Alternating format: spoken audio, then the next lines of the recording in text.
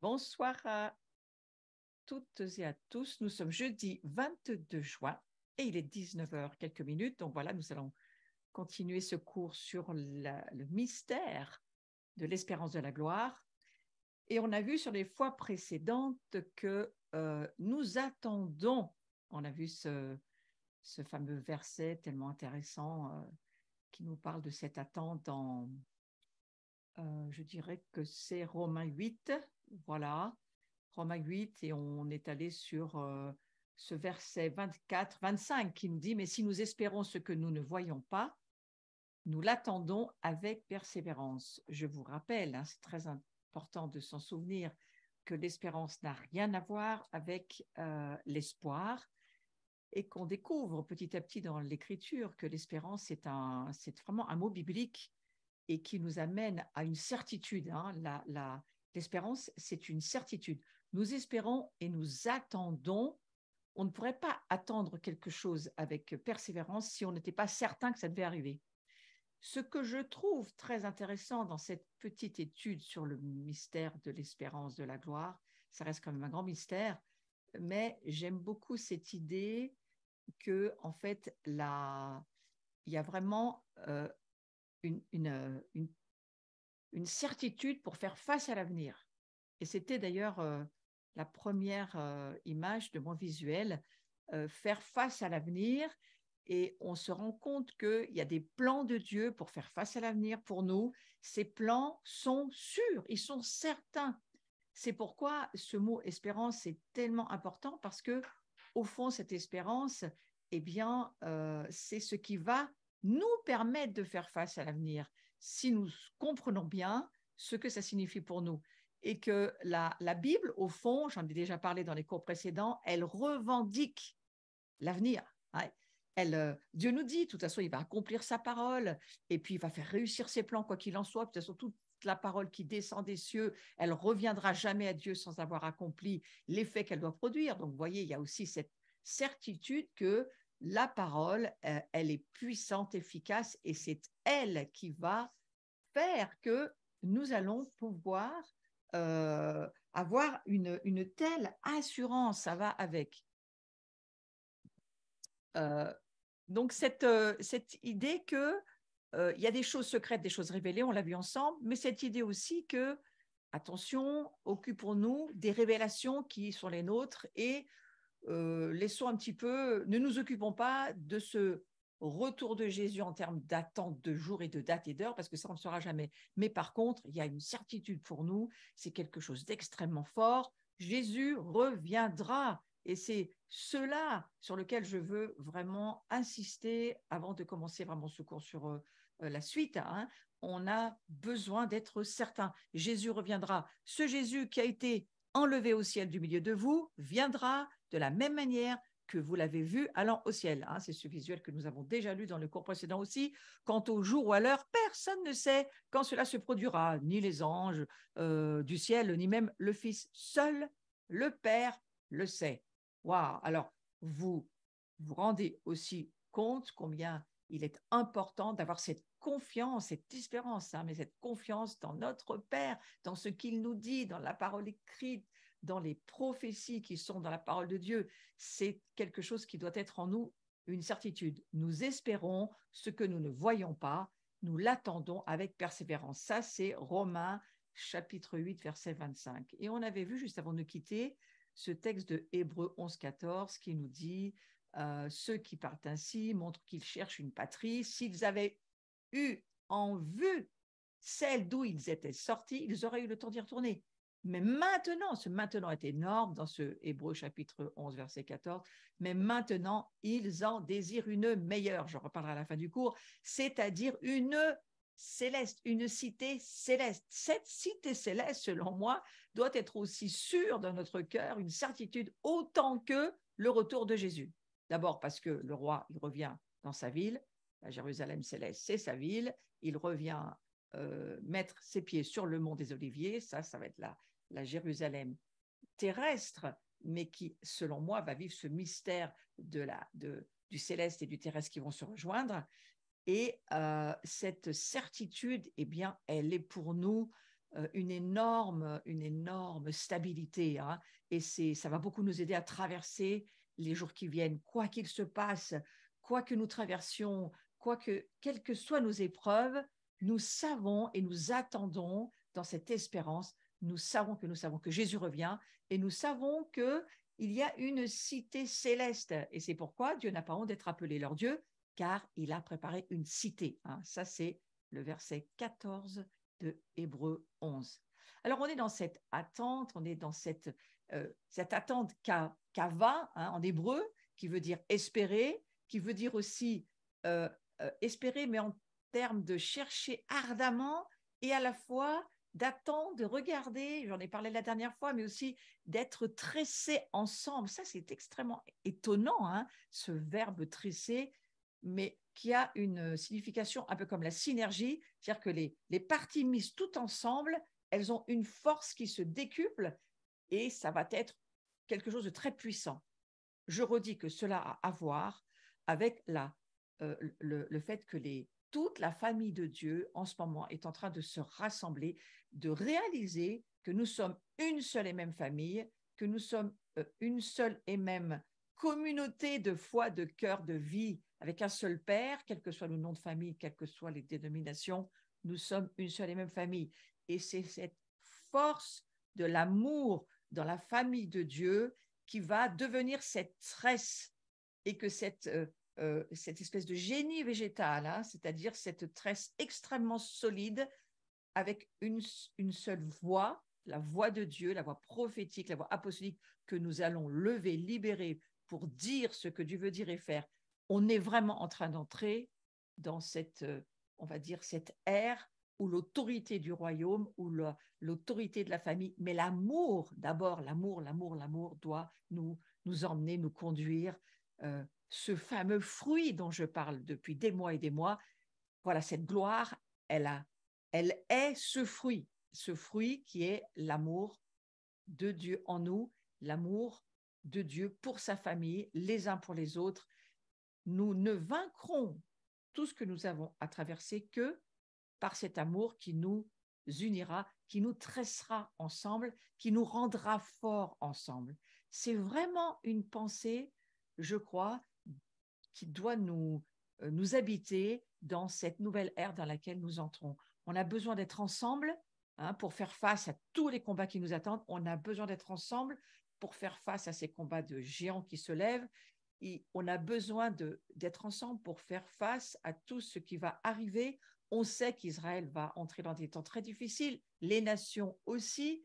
Les tribulations, ce n'est pas quelque chose qu'on découvre, on en entend parler, on se dit, bon, ce n'est pas cela que nous regardons, mais il faut tout de même, selon moi, en tenir compte. Donc, c'est de là où je voudrais repartir sur le cours que nous commençons aujourd'hui. Et nous allons parler de cette attente de Jésus qui produit la confiance et qui produit la foi. Parce que, en tant que chrétiens, nous attendons Jésus-Christ et nous n'attendons pas l'antéchrist, voyez. Et j'aimerais vraiment que ça soit quelque chose qui soit mais solidement tatoué dans nos cœurs et qui forge cette espérance qui est une certitude, hein, une certitude que nous attendons Jésus-Christ. L'antéchrist fera ses affaires, mais nous attendons Jésus-Christ. Et si nous attendons Jésus-Christ dans le terme de attendre ce que je viens de vous redire, c'est-à-dire nous sommes tressés avec le Messie, nous sommes tressés les uns avec les autres, nous sommes tressés avec Dieu. Moi, j'aime assez bien ce terme de tressé, c'est un terme qui sort de l'explication du mot hébraïque attendre, hein, qui veut dire aussi tresser. Je le tiens des Juifs messianiques, donc je suis à peu près sûre que c'est vraiment ça, et que ça veut dire aussi échanger notre force. Donc, vous voyez cette attente, mais qui fait qu'on échange nos forces. J'aime beaucoup cette idée d'échanger nos forces, parce que si nous étudions la croix, que nous revenons à la croix et que nous regardons ce que Christ a fait à la croix pour nous, il a échangé. Vous voyez, il a échangé sa force pour prendre toutes nos faiblesses, tous nos péchés, toutes les malédictions qui étaient, auxquelles on aurait peut-être vraiment, on aurait été dessous. Hein. S'il n'était pas venu, Jésus, nous étions sous les malédictions, nous étions sous, on va dire, ces peines en termes de loi pénale. On était sous la loi, on était mort. On ne pouvait pas s'en sortir. Mais Jésus vient et il nous dit, la croix, c'est un échange de vie, de nature, d'absolument tout. Jésus va échanger tout ce qu'il est contre tout ce que nous étions en termes d'être charnel, hein, d'âme charnelle. Alors, aujourd'hui, cet échange, c'est formidable de se dire, c'est véritablement un échange que nous vivons. Hein. Donc, nous attendons ce Christ et c'est véritablement ce fondement biblique objectif pour bien faire face à l'avenir. C'est vraiment un objectif. Voilà, nous attendons, nous sommes tressés, nous échangeons ensemble. Qui est Christ aujourd'hui dans ses gloires? Eh bien, c'est avec ce Christ-là que nous sommes tressés aujourd'hui. Nous sommes tressés avec Christ glorieux, assis sur son trône. Et la Bible dit qu'il y aura un personnage particulier dans l'histoire qui sera l'Antéchrist, et puis son ombre commence déjà à couvrir notre époque, hein, on le voit bien, et son apparition sans doute imminente, c'est clair, mais nous n'attendons pas l'Antéchrist. Et Dieu nous dit que nous serons ses témoins, et cela jusqu'aux extrémités de la terre. Pourquoi faire? 1 Thessaloniciens 1,10, pour attendre que revienne du ciel son Fils. Vous voyez, c'est le deuxième petit bandeau sur le visuel. Nous serons ses témoins, et cela jusqu'aux extrémités de la terre. Je ne prends pas tout le verset. Pour attendre que revienne du ciel son Fils. C'est véritablement un objectif pour nous dans cette ère dans laquelle nous sommes, et nous savons que les temps se terminent. Eh bien, nous allons être les témoins de quoi? De son retour. Nous attendons son retour. Nous espérons la gloire de Dieu. Nous espérons être de plus en plus les yeux ouverts, les oreilles circoncis. Hein, si vous avez suivi ma journée de samedi, si vous ne l'avez pas suivi, écoutez les enseignements. Vraiment, c'est un enseignement important et très intéressant que vous retrouverez d'ailleurs sur ma chaîne YouTube, Florence Maréchal-Pasteur, pour ceux qui sont en replay. Et vous pourrez retrouver la voix, écouter la voix de la gloire de Dieu. C'est le titre de cet enseignement où véritablement le Seigneur nous a touchés, transformés, changés. Mais il nous a bien redit, attention, gardez vraiment vos cœurs et veillez à ce qu'ils soient, comme vos oreilles et vos yeux, circoncis. Eh bien, je crois que ce dont je vous parle là, ça en fait partie. C'est-à-dire de qu'est-ce que nous devons regarder. Lorsque nous attendons quelque chose, en général, nous regardons ce que nous attendons. Personnellement, je n'attends pas l'Antéchrist. J'attends Jésus-Christ. Et Jésus-Christ, eh bien, c'est lui qui devient mon espérance, c'est lui que j'attends, c'est lui que j'espère en termes de je tresse ma vie avec lui. Parce que les temps vont être tellement difficiles que le Seigneur nous dit, tu ne tiendras pas si tu ne tresses pas ta vie avec la mienne. C'est-à-dire, si tu n'espères pas mon retour, si tu ne m'attends pas. Je suis en train de vous dire la même chose de 3 manières différentes. Hein. Soit nous tressons, nous laissons cette espérance, cette attente, nous tresser ensemble, nous échangeons nos forces. Hein. C'est cela la définition de ce mot sur lequel je peux revenir. Nous sommes liés ensemble, nous sommes rassemblés à la fois avec la Trinité, le Père, le Fils et l'Esprit Saint. Vous voyez, c'est une corde à 3 brins. Et nous sommes tressés avec cette corde à 3 brins. À la fois, nous sommes nous aussi cette corde à 3 brins, comme dans le mariage, mais je crois que cette tresse, elle est aussi les uns avec les autres. Toujours contenue dans la Trinité, Père, Fils, Saint-Esprit. Et cette attente, elle est extrêmement importante. Nous devons comprendre par le terme révélé, hein, pas les informations cérébrales, mais dans la compréhension spirituelle, nous devons saisir l'importance de l'attente. Nous attendons quelque chose, nous avons des objectifs et nous savons qui nous attendons et nous savons en qui nous croyons et nous savons qu'il revient et nous savons que pour nous permettre de traverser ces temps, il nous a choisis, il nous a prédestinés, il nous a sauvés, il nous a rachetés, purifiés, sanctifiés, plus que ça, glorifiés pour ça, pour que nous l'attendions. Donc, vous comprenez que cette attente, il faut qu'elle soit déposée dans notre cœur. Et c'est ce que je prie ce soir, en ce 22 juin de l'année 2023, que vous vous souveniez que nous prions pour que cette attente soit dans votre esprit, dans votre âme, et même que votre corps puisse le saisir. Portez-vous bien, faites attention au temple, c'est-à-dire le corps que vous êtes pour le Seigneur. Votre corps, c'est le temple du Saint-Esprit. Faites-y attention, prenez-en soin.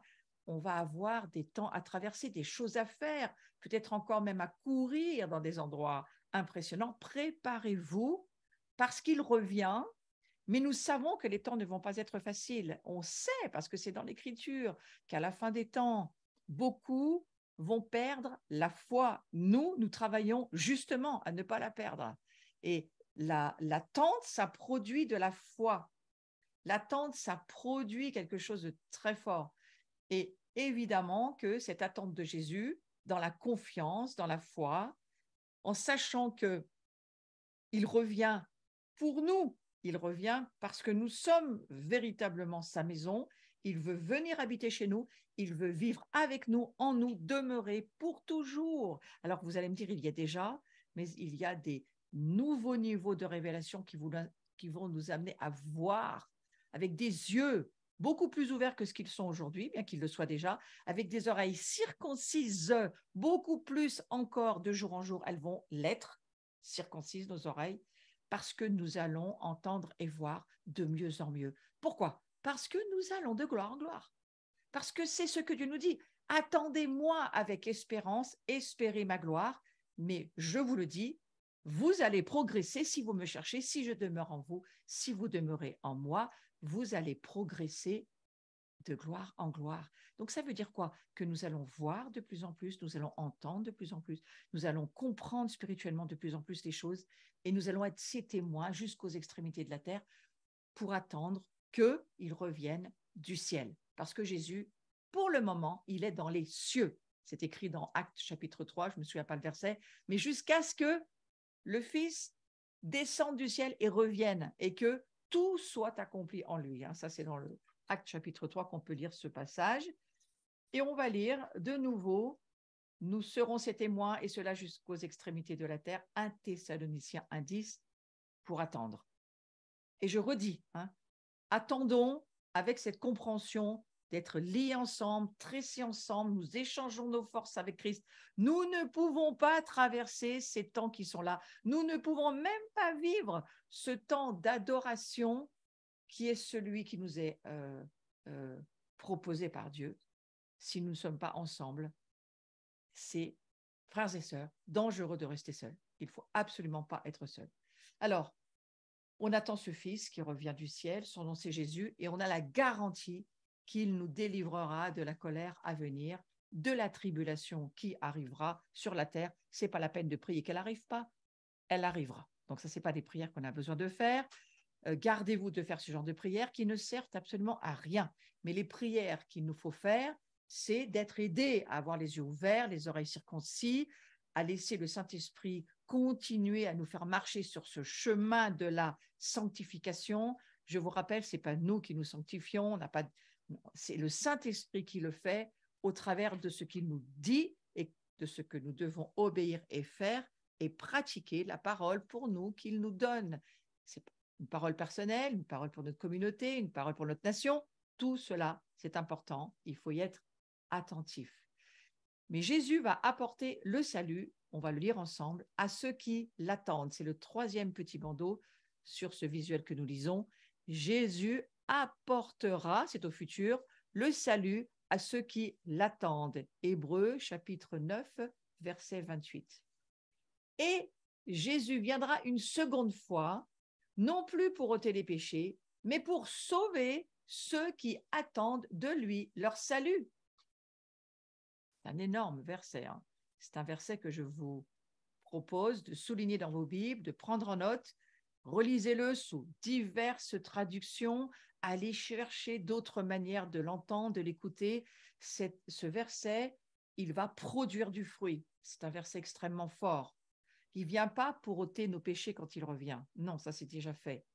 Il vient pour sauver le salut, c'est-à-dire il revient dans son achèvement, dans la complétude de tout ce qu'il est. Il vient achever tout ce qu'il a dit qu'il ferait.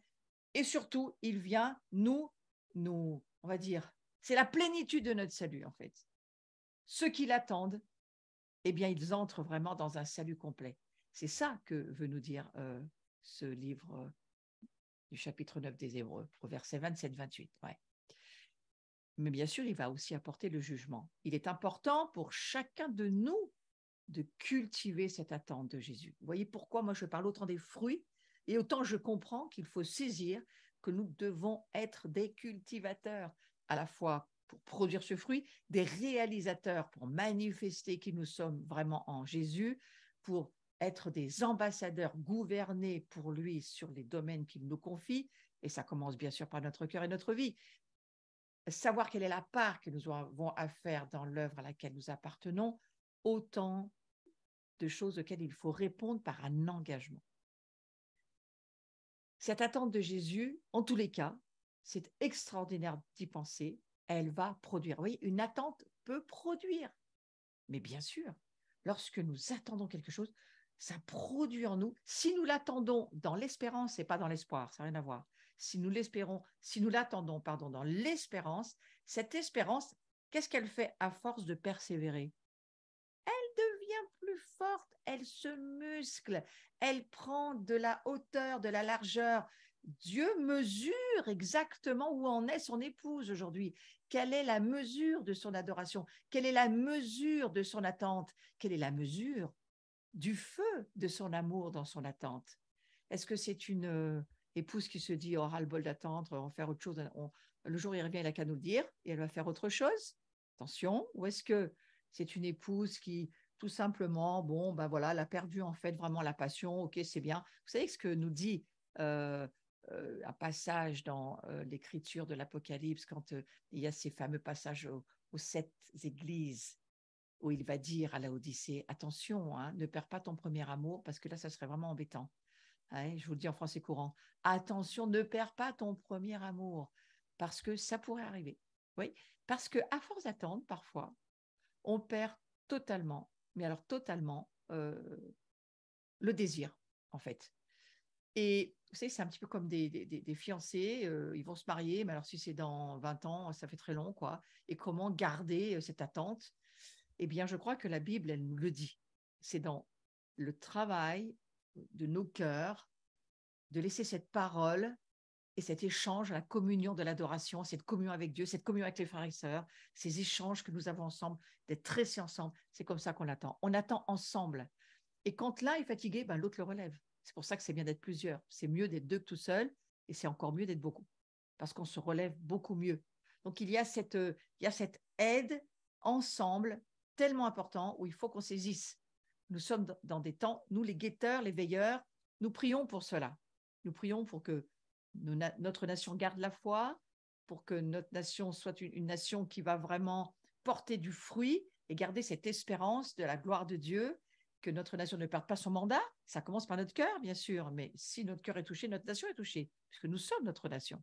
Donc, voilà, c'est vraiment important pour chacun de nous de cultiver cette attente de Jésus, cette attente qui produit en nous, je vous le redis, de la confiance et pas seulement ça, mais cette attente, elle nous rend heureux. Parce que plus nous laissons travailler, réveiller en termes de avoir des révélations, et de plus en plus, nous allons voir ce royaume qui arrive.